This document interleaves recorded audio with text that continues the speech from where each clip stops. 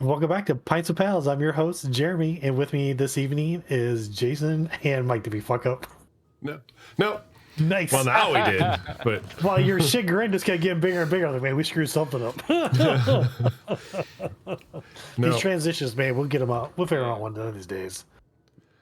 So this evening we have the Paulner Oktoberfest beer. It's one of my favorites out of all of the Oktoberfest out there. I couldn't decide. Couldn't decide which one you wanted? Right. Well, there was two of them when I went there, so I was like, I'm going to get them both and see if there's a difference. I'm not going to drink them. I'll probably drink them both tonight, but I wasn't going to drink them both on camera. Not on camera, yeah. I think you should see, are they different? Because, yeah, I have the bottle and you guys both have the can. All right. But well, one way to find out, I guess. Crack them open and find out here. Let's crack this open. So the one that I have, the canned one, comes in at 6% ABV. All right, so I think mine's more of a fest beer. Mine's super light, yeah. So mine's a fest beer, I guess. This is 5.8. What did you say this one was? 6. So they are slightly different. Oh, they're a big difference. 5.8. Yeah. So like mine's like. Yeah. Mine's definitely an amber. Here's the. Yeah. So mine smells like a fest beer, so it's not as malty. Don't have a bunch of caramel notes like where like Jason's gonna have a lot of. Clear. Has all the caramel, the maltiness. Smells real good. Yeah, I like fest beers. Well, he's not smelling this fest beer. What? It's got. I'm not gonna lie. It's got a little bit of a farty smell, but I think that might just be because it's from a can. Sulfur, maybe. Yeah. A sulfur bitter. Yeah. But yeah. So like a pilsner, because a pilsner would have like that sulfur kind of. Yeah, a little bit. So we all both got Paulners, but the two of us have fest beers, and Jason's got the Marzan. Delicious. Marzan's delicious, yes. Yes, Marzans are really good. I think fest beers are just a little bit lighter and become a little more popular over in Germany and stuff like that, where like Marzans are still really popular in the U.S. for the most part. What do you think, Mike? I like this one better. You like the fest beer better? No, I think I like the actual Marzan. Yeah. You can smell it's got more it does definitely have more of the like vegetal smells. Like you can smell a little bit more like yeah. Yeah, I don't like the smell of this one. I enjoy it. I think it's good. I prefer Marzan. It's not terrible. It's a good it's a good way to celebrate Oktoberfest. This is for us the first episode we're recording in October. It's October 2nd. This is going to air at some point in the future. Don't really know where or when or why, but yeah. Why? It's going to air somewhere. We're going to be broadcasted from coast to coast of Tennessee, Pennsylvania, Michigan, as far as the coast of Tennessee. The coast of Tennessee. Did you know that it's against the law to hunt elephants? Not elephants. It's against the law to hunt whales in your car in Tennessee. Did not know that. Yeah, it's one of those crazy laws. You just look up, you're like, what the? Who's hunting whales in cars? Wait, no, I don't know. It's crazy stuff. Crazy stuff. So, I guess this is it's that time of the episode. So, how would you guys rate your beers? I'm gonna rate Jason's as a thumb up because that's what I wanted. So wait, what? No, yeah. Go ahead. No, mine's light crisp. I mean, it's a lager at the end of the day. It's got a little bit of bite to it. Get some citrus notes that I'm getting from it. But I like it. I mean, I enjoy it, so I give it a thumbs up for sure. Or pals up, or whatever we're calling them. It's a thumbs up. It's one of the three. I'm going to give it a sideways thumbs for me for the Oktoberfest beer, which is most likely the fest beer. I wonder if you do like a brown and yellow, so black and tan. I don't know. Maybe you can try. Are you doing chasers? Are you drinking a little bit of the Oktoberfest This one's beer? definitely this one's got way more flavor to it. It's also like drinking out of a bottle too seems like a weird thing, but So Yeah, that's the one Marzan thing I is wanted for to sure a bring up. thumbs up for me. Thumbs up, yeah. So, being someone who drank a plethora of Bud Light out of bottles for years, and now like I prefer to drink everything out of a glass. Um, and the main reason why, like I heard this analogy, like when people buy wine, they don't drink wine out of the bottle, they pour it into a glass and they drink it out of that. Usually the same thing with like liquors.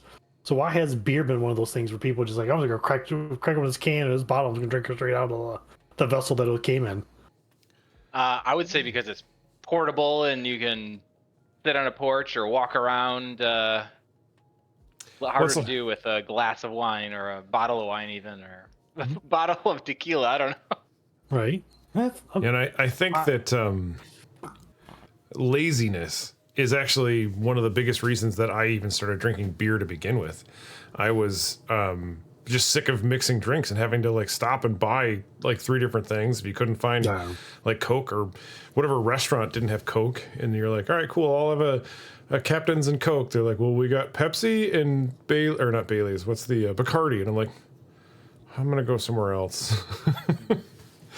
Yeah, Bacardi 151. I want that burn.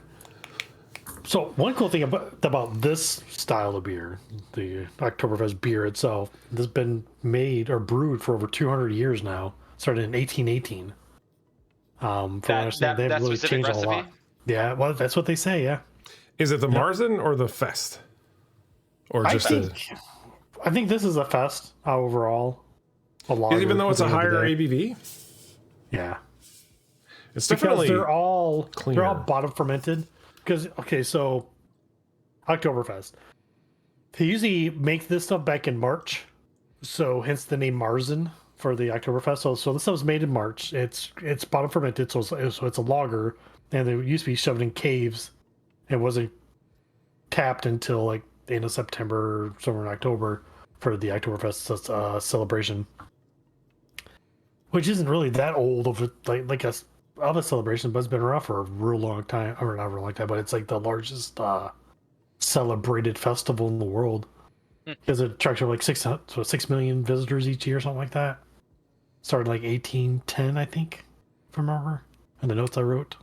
Yeah, ever since 1818, they brewed this bottom fermented Oktoberfest. I can't read Oktoberfest for whatever reason. I'm like, okay, Toberfest. Oh, right. Yeah, but it's I definitely like it. It's definitely so in my line of, or our line of work, the open enrollment season is always right now. So I associate fall with like working too much and like basically hating everything and everyone. Right. So sorry to everyone and everything in my life at that time, but so I have a hard time really really kind of embracing the fall spirit. And a lot of people really, really like fall. But I think that this is something that I really like about fall is the once Oktoberfest beers and stuff come out, it's usually like I think that was the only Sam Adams I really liked, was the Oktoberfest for a long time. Okay. So I do like it. I think that this is I like it starting getting cold and then like having like a bonfire and going outside and like hanging out in the nice crisp fall air. I mean, it was a balmy 82 degrees today, but very warm. Yes. Stupid hot. October 2nd. No one asked me, but definitely 2 thumbs up. Granted, I did not have the one that you guys have, the Fest. No, I think you like it. I mean, it's good. I mean, it's clean, it's crisp. I mean, it's a easy drinking lager. There's nothing wrong with it. Again, like I thought mine was a Marzan, so I was super stoked to have a Marzan. But I have like a bunch of other different Marzans in my fridge. I'm not too worried about it. So did you guys do anything interesting in the past weekend or week or whatever? I went to an Oktoberfest party and I was drinking the Sam Adams Oktoberfest. My buddy got a keg of it. He bought a bunch of pretzels and different mustards and such. Made a bunch of traditional foods. My other buddy, which I guess is less traditional, made a brisket, so that was delicious. He ordered like, I don't know, 30 or 40 boots, which I thought was hilarious. Das Boot. Drinking some Goldschlager. Ooh, I have not had that since college. Yeah. I almost said high school. I didn't drink in high school. And then Does it still have the gold flake in it?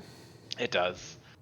And mini beers, we had a bunch of those. The half and half and whatever 307, 407. Right. Yeah, I think I've had that, and it messes with me because it's so sweet.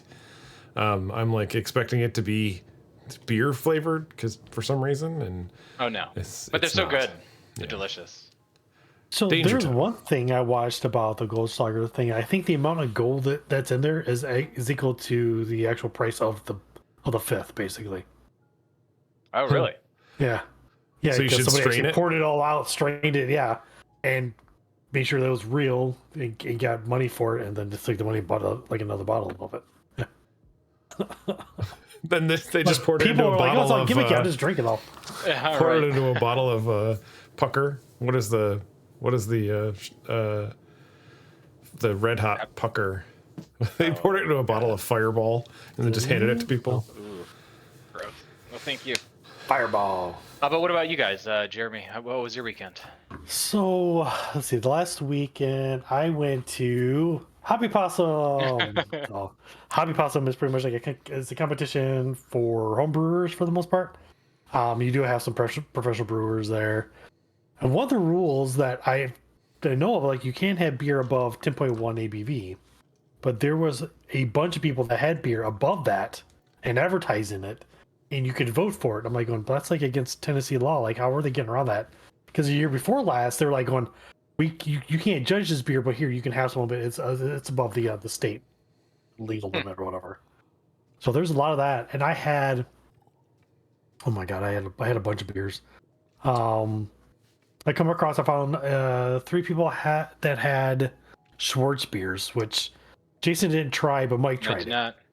And like, I still like mine better, but the other ones I had were really good. Like, they had that, they're super dark looking, or with jet black. Some were jet black. How this was like smoky on the nose, and you drink it as crisp and clean like a lager, and just like, I don't know what this is. It doesn't make sense. It was so yummy.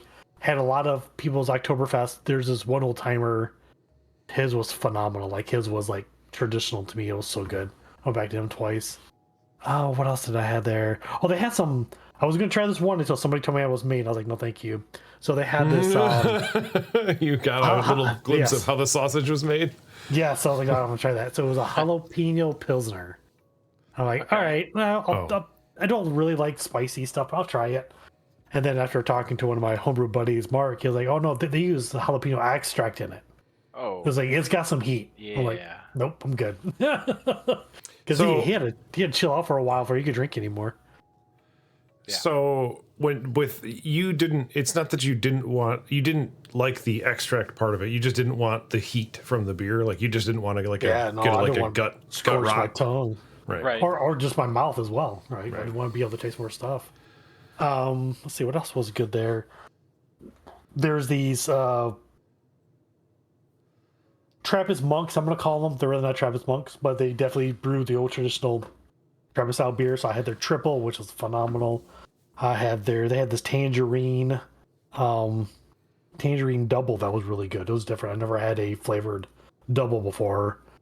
The one big theme that I noticed that there was a lot of cream ales this time. Yeah, all the way from like orange flavor, it had strawberry, there was blackberry. The blackberry one was really good. It was like, it had like some tart notes to it, a little bit of sweetness to it. There were like some had like lactose in it, so it made it more creamy and actually was sweet.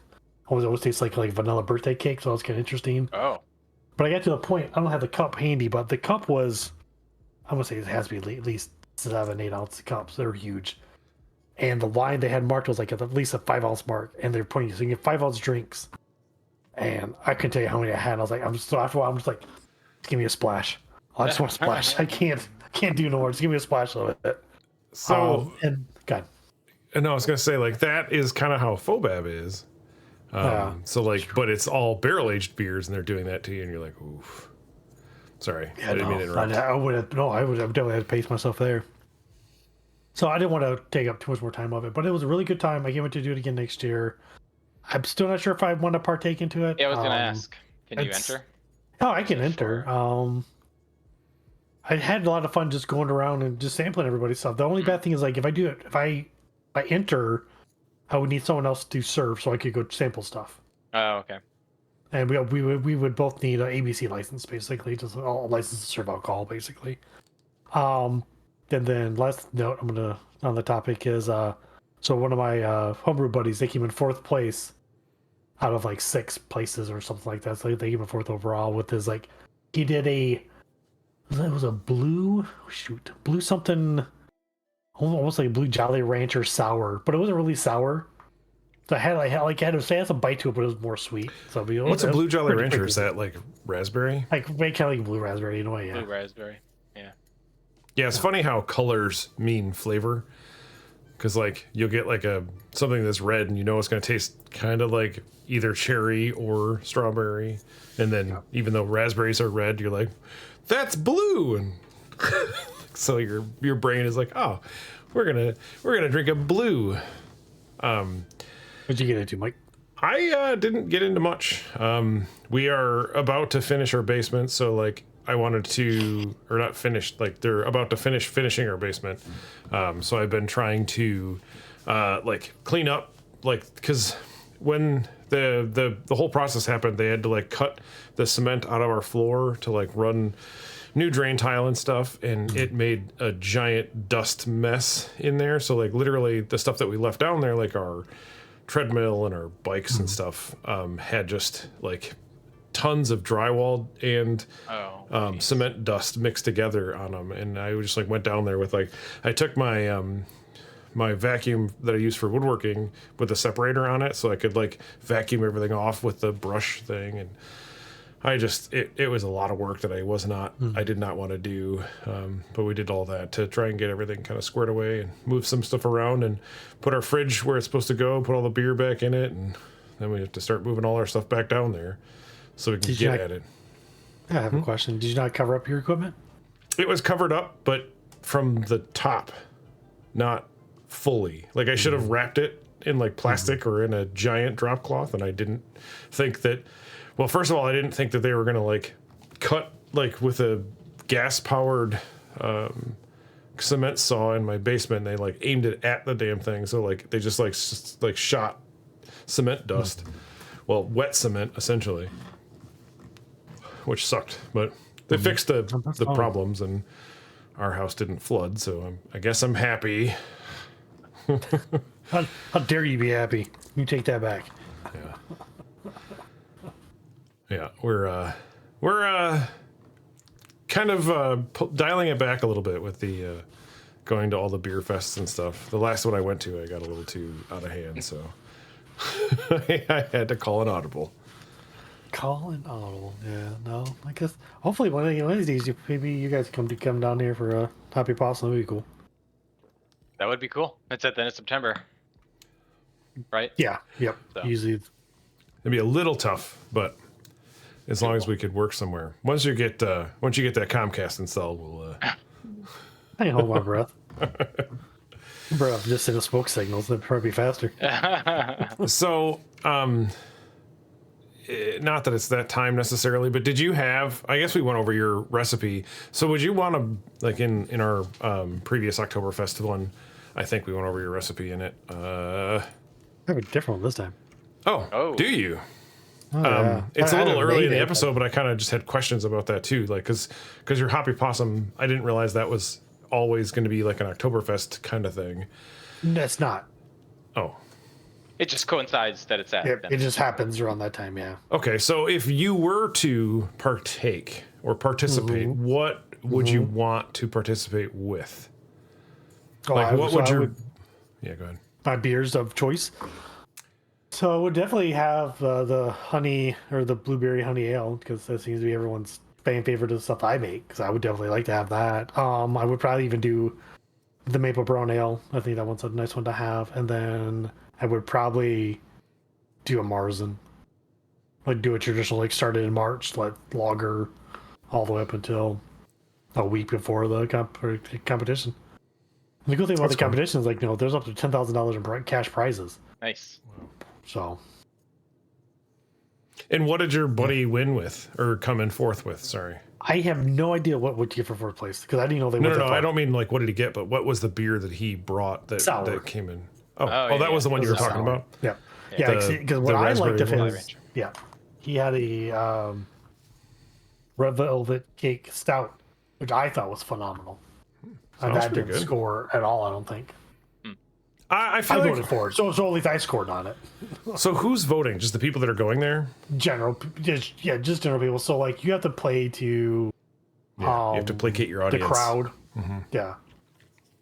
Yeah, so I was gonna say like because a lot of people don't love stouts, so then you're gonna have to like really kind of I don't want to say play it up, but you're gonna have to really like figure out your audience and then kind of tailor your beer to that. So you're gonna want to do something that's light, I think, and that sour that's not too sour isn't gonna scare people away that don't like sours. But it's gonna get. Rhonda liked it a lot, actually. It's gonna get not to stereotype all our female. Oh wait, we don't have any watchers, but it's going to potentially sway the judgment, right? Like if all the women voted for your stuff because they like the sours more than the men. Right. I don't know. So it's kind of weird because this was in Bristol. So I feel like you're playing to the Bristol crowd too, which I don't know those people. I don't think go to Bristol wasn't a Blue Moon. And last year was in Johnson City, which was more college students. So you're playing towards them, right? Who would probably drink cheaper beers, Natty Lights and PBR and whatever they that they can afford. So because I know last year, one of the homebrew clubs, like a lot of the members placed really high overall. And they did all sorts of crazy stuff. The seltzers were big last year. Seltzers aren't big this year. Yeah. That's the other thing, too. Yeah, I was going to say, talking to some of the brewers, because we went to that one a few months ago now, coconut was a huge thing the last 2 years. And then before that was cherry, I think. They put cherry in basically everything. So it's like, it feels like there's like fads that like, it just kind of ripples through the entire brewery community. Like they're like, oh, we could do this cool stuff with this flavor.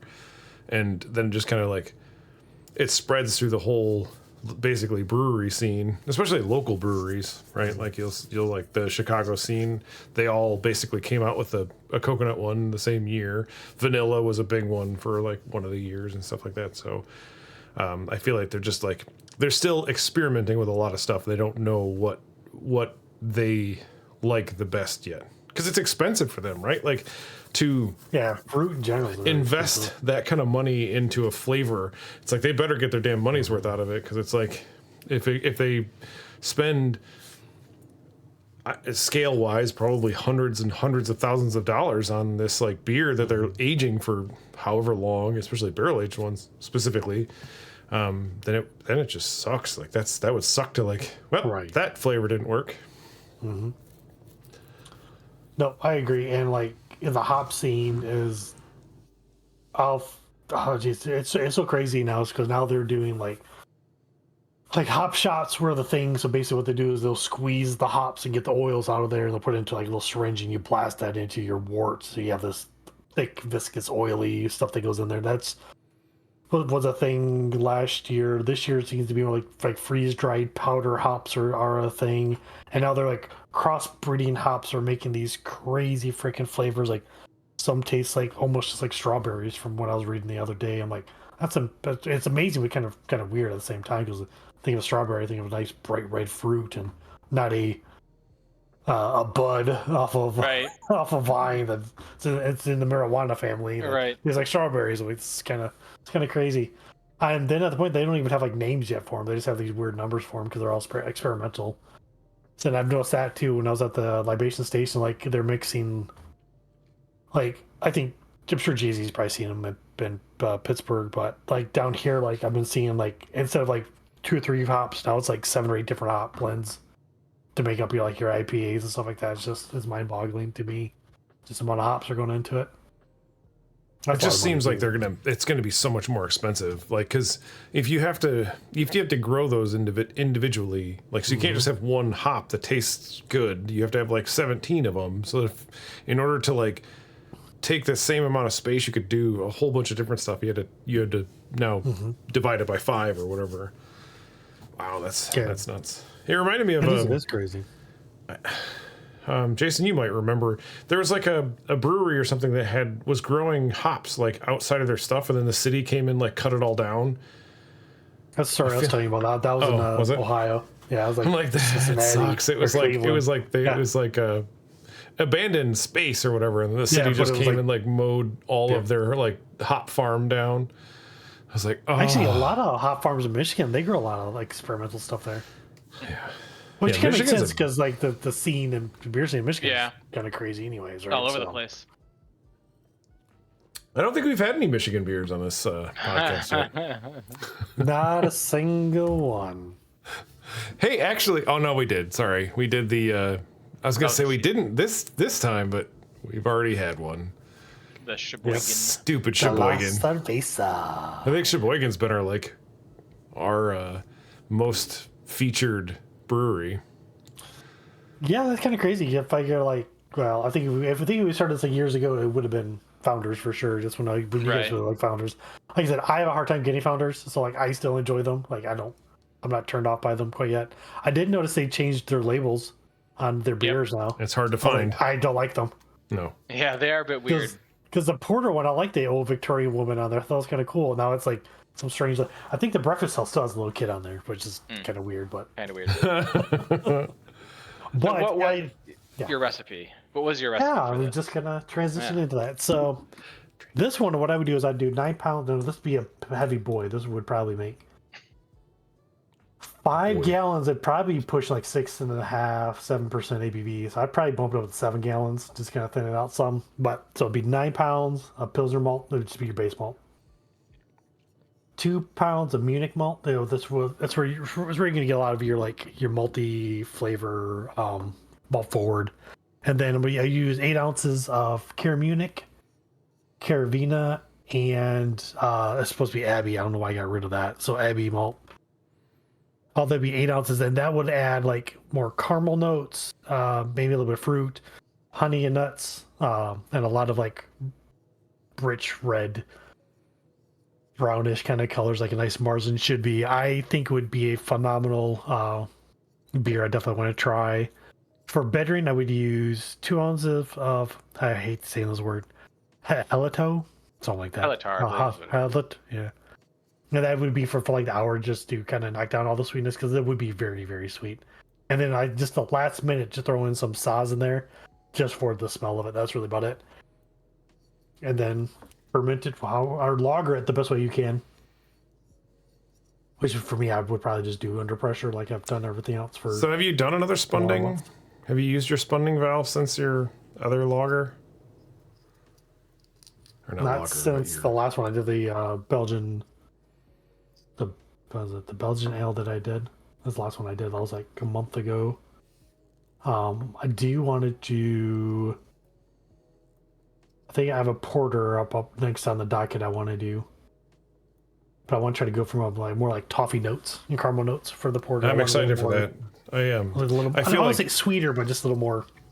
Because like coffee porters are fine, but I feel like there's just so many of them anymore. Also a little different. And then I'm gonna get to a stout like November, December. I'll make some kind of stout. I'm not sure yet. Probably milk stout. I like milk stouts. I like the cream ones. Have you? So you're gonna have to get like if you're gonna do a stout or this one even, you're gonna have to get one of those like dolly or not dollies. What's the It's like a come along essentially, but what's the like? It's like the winch system where there's like a block and tackle. You're gonna have to get a block and tackle so you can like hoist it out of the thing. No, because 10 pounds of malt wet. Oh, for this one, yeah. This Marzan one, yeah, this Marzan is. So you're 11, gonna have 11 pounds, 12 and a half pounds. Yeah, and that's dry. So what is that gonna be like wet? Horrible. Do you think that you could even do that with your current setup? If you were to try and do it? Because you need like a That'd be hard for 20-pound me. boiler or a 20-gallon boiler, essentially. I would at least need a 10-gallon. I don't have an 8-gallon. Oh. So I could probably split it, right, into two. It would just double my day, basically. That's all that would do. Yeah, you don't have Split to clean everything in everything half. necessarily as No, don't clean it thoroughly all. because it's going to be the Just exact dump it. same stuff. Yeah. So, have you looked into getting your like grinder so you can start grinding your own malt, or not malt, but your own malt stuff? Yeah, malt, right. I have looked. I just haven't pulled the trigger yet. I still need to figure out how I need to set up the brewery area for the extra stuff. So right now I found a place that doesn't upcharge on the grinding my malt. So I just buy Right, it. but the issue isn't the upcharging; it's that you can buy in bulk and then freeze. I can save more money. extras, Yeah. Yeah. Oh, yeah, Because I if there's like a definitely save more money. if there's a common malt that you're using over and over again, Yeah. yeah, it's cool. No, that's very right. You know, one of these days I would like to have just a bunch of different malts on hand. So if I just get a hair in my butt, I'm like, oh, I want to brew now. Instead of waiting like a week to get stuff. Right. I can just go do it whenever I want. Because I have a lot of but I have a lot of yeast in my fridge, my beer fridge. I have some extra hops that I've bought. They think they're called Yakima Valley. Like if you buy 2-ounce hops from them, it's actually cheaper than buying 1-ounce hops, which is kind of strange. But that way, and it actually comes like in little Ziploc bags, so I can just Ziploc them back up, throw them in the freezer, let them sit for a while. That And one's way darker. So good. Sorry, I just wanted to like get that on film because I was gonna. That's fine. Well, Oh, it smells so different. Sorry. Oh, we should have a caramel and maltiness Yeah. and Very caramel forward. Yeah. Yeah. So we're getting close to the end of our episode here. So, what's the ratings? I really liked it. I'm giving that a thumbs up for mine. Yeah. It went still like it, back yeah. to a thumbs up for me. Yeah. This one, hold on. 3 out of 3.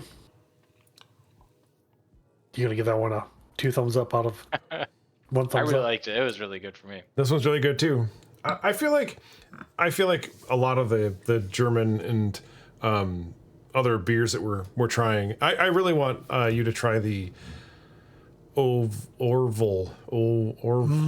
What's the Oval Day? Whatever Orval day days. Yeah, Yeah, that that's was coming awesome. up. It'll be here before you know it. And It will. We'll have to get one. Try it. That's a good one. Yeah.